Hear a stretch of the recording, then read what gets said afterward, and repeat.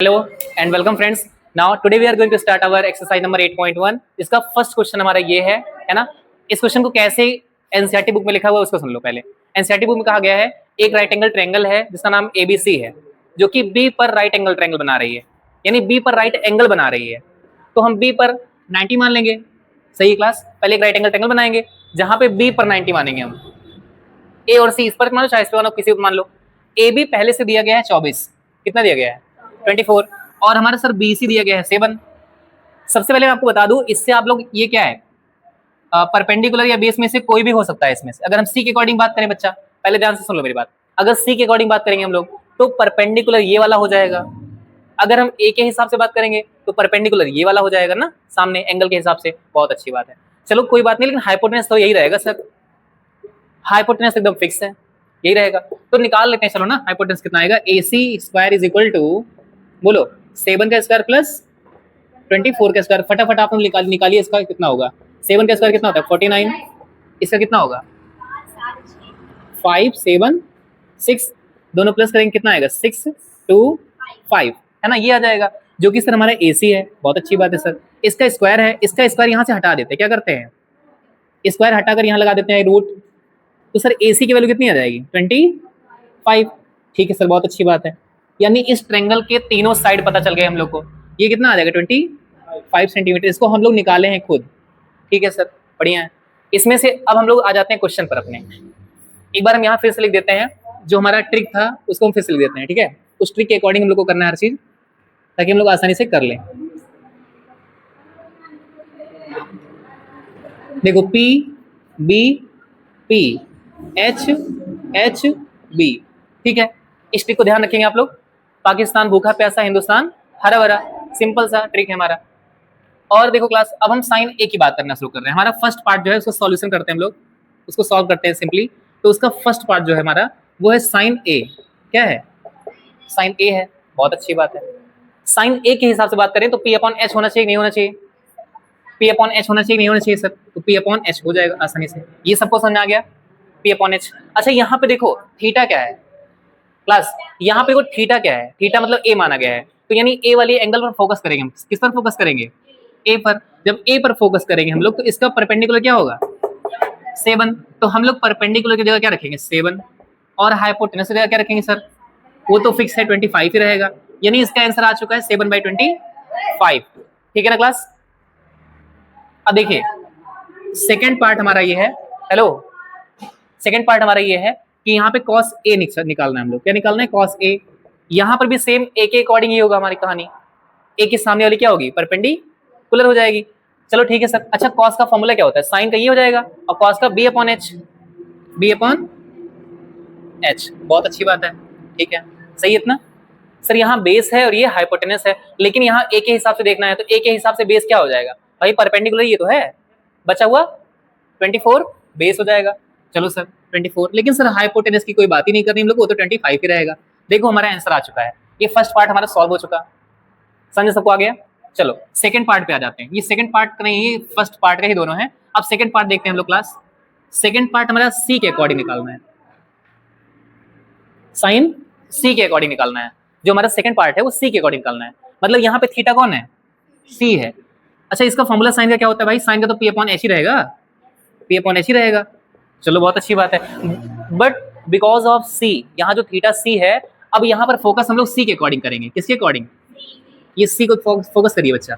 और सी के सामने जो है उसको क्या मानेंगे, लंब, यानी कि परपेंडिकुलर, लंब मानेंगे उसको हम लोग। तो सर वो 24 हो जाएगा। बहुत अच्छी बात है सर। हाइपोटेनस तो फिक्स है हमारा सर, 25 ही रहेगा। तो इसका आंसर ये आ गया, यानी साइन सी हमारा ये आ गया। अब हम बात करते हैं कॉस सी। किसकी बात करेंगे, कॉस सी की। तो यहाँ पे जो थीटा हमारा है वो सी है, यानी एंगल सी है, तो सी के सामने वाला ही परपेंडिकुलर होगा। बट हमको इसमें बेस चाहिए होता है, आपको पता होगा ना कॉस वाले में क्या होता है। ये देखो, ये वाला देखो लगाए हुए थे कॉस वाला हम लोग। तो कॉस में क्या होना चाहिए, B अपॉन एच। तो सर बेस क्या हो जाएगा, सी के हिसाब से अगर परपेंडिकुलर ये है तो बेस 7 हो जाएगा, तो यानी कि 7/25। तो ये हमारा आंसर आ गया। तो इस तरह से यहाँ पे सारा हम सॉल्व करेंगे। इसमें हम केवल इतना निकाले हैं, चाहे तो आप सब कुछ निकाल सकते हैं। क्वेश्चन इतना ही कहा गया था, sine cos tan cot sec cos, सब कुछ निकाल सकते हैं, चाहे वो एंगल ए के साथ रहे और चाहे वो एंगल सी के साथ रहे। सी के साथ, बी के साथ कहाँ निकले तो 90 डिग्री है ना, सी बी वाला ए के साथ निकलेगा या फिर सी के साथ निकलेगा। बस इतना ध्यान रखिएगा, ये बहुत ही इंपॉर्टेंट पॉइंट है आपके लिए कि सी के सामने वाला अगर देखा जाएगा तो वही परपेंडिकुलर होगा सी के लिए, बट एंगल ए के लिए उसके सामने वाला परपेंडिकुलर होगा, ये 7 है ना। जब एक परपेंडिकुलर सामने हम पहचान जाएंगे तो उससे बचा हुआ बेस हो जाएगा, बचा हुआ बेस हो जाएगा। आई होप सबको समझ आ गया पहला क्वेश्चन। देखिए क्लास, हमारा ये सेकंड क्वेश्चन है जिसमें कहा जा रहा है tan p minus cot r की वैल्यू निकाल रही है। क्या निकालना है? पहले तो आप tan p निकाल लो, फिर कॉट r निकाल लो, दोनों को सेपरेट कर दो, आपका आंसर आपके पास होगा। ठीक है, चलिए पहले ये ट्रायंगल यहाँ क्वेश्चन में पहले से दिया गया है ना, यहाँ पे फिगर दिया गया है पहले से। इस फिगर को फोकस अगर करो आप तो इसमें दिख रहा है कि सर ये हमारा दिया गया है परपेंडिकुलर, ये दिया गया हाइपोटेनस, और बेस हम लोग निकाल लेते हैं, चलो है ना, बेस निकाल लेते हैं। तो मुझे लगता है कि बेस आएगा 5, है ना। 5 का स्क्वायर होता है कितना? 25, और 12 का स्क्वायर होता है 144, दोनों को जोड़ने पर होता है कितना?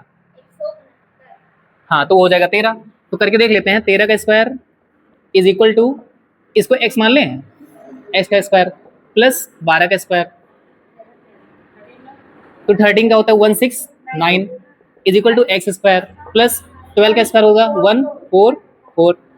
When you want to find out the value of x square then 144 जो है इस साइड आएगा हमारा, 169 minus 144, we have value is 25 is equal to x square.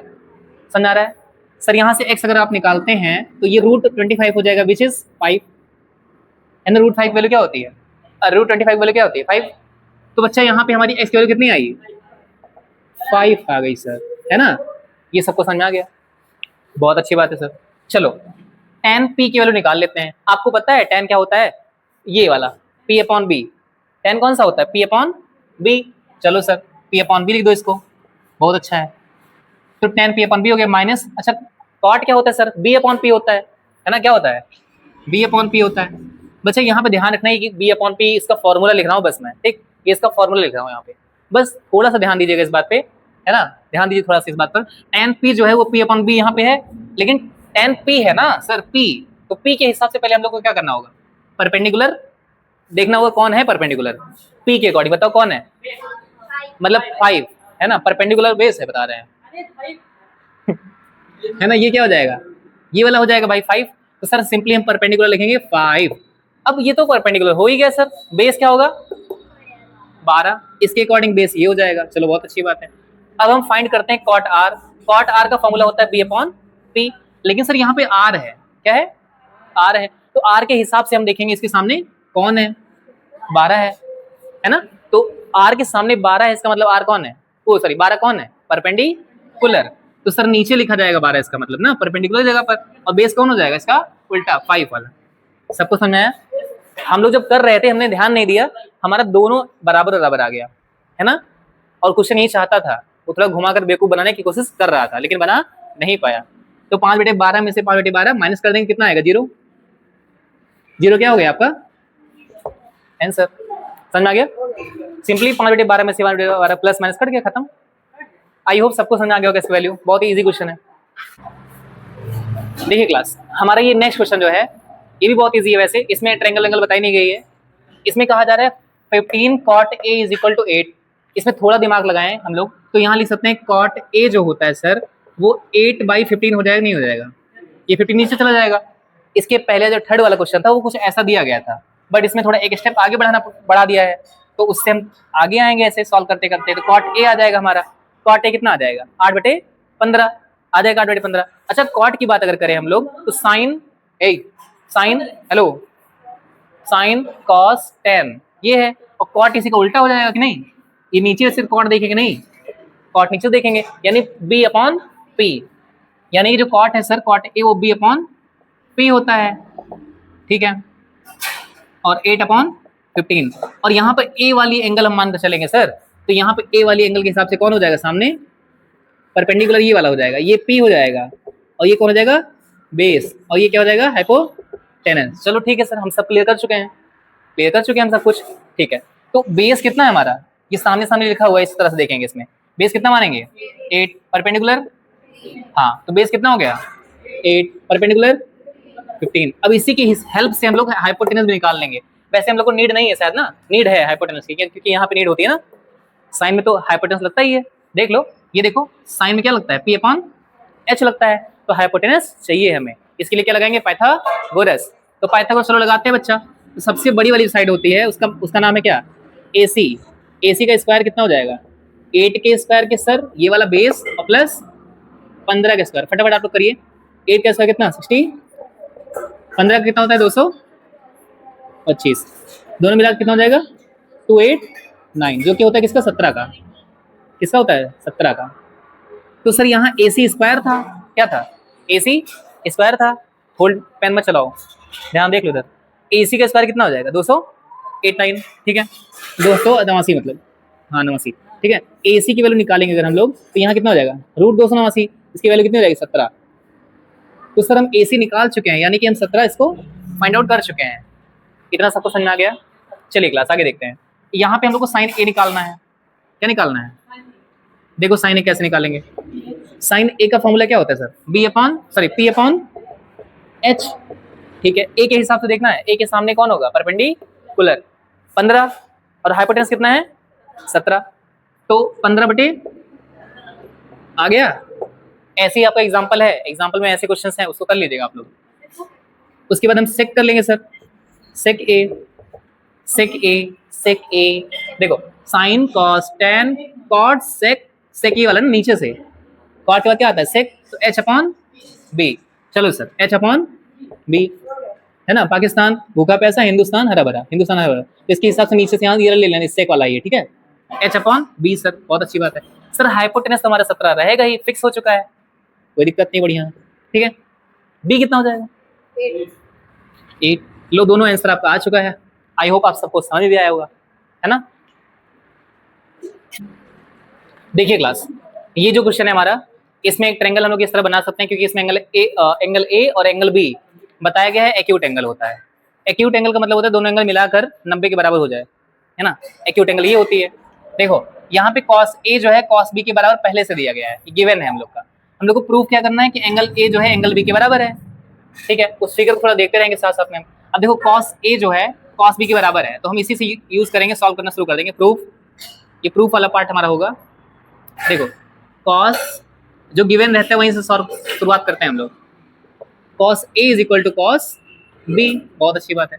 हम लोग जानते हैं जो cos A होता है वो क्या होता है, बेस अपॉन हाइपोटेनस होता है, ये तो सबको पता है। और ये भी वही होगा, बेस अपॉन हाइपोटेनस होगा, बहुत अच्छी बात है, ठीक है। लेकिन ये दूसरे का हो, मतलब बेस यहाँ पर कुछ अलग होगा, यहाँ बेस कुछ अलग रहेगा। अगर cos A की बात करो, ये तो 90 हो गया, है ना। अगर cos A की बात करो, A वाले की बात करो, तो उसके हिसाब से परपेंडिकुलर क्या हो जाएगा BC। बुद्धू हो तुम लोग, पहले B आएगा पहले C, BC, अरे चाहे C भी को चाहे BC को, कोई दिक्कत नहीं ना, ये हो गया। और हाइपोटेनस तो हर केस में AB रहेगा, उसके बाद इक्वल लगाओ। अब यहाँ पर cos B के हिसाब से हमको बेस लाना है, तो cos B कौन सा है, B ये है, इसके हिसाब से क्या हो जाएगा परपेंडिकुलर ये, तो बेस क्या होगा BC, बेस क्या होगा BC। और यहाँ पर क्या हो जाएगा,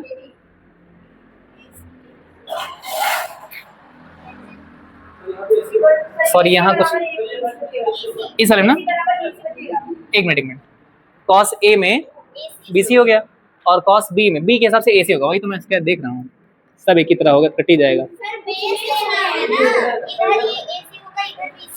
सॉरी देखो क्लास, cos B है, B के हिसाब से परपेंडिकुलर ये होगा, तो बेस माना जाएगा BC, ठीक है। ये वाला मिस हुआ है ना। यहाँ पर cos A के हिसाब से देखा जाए,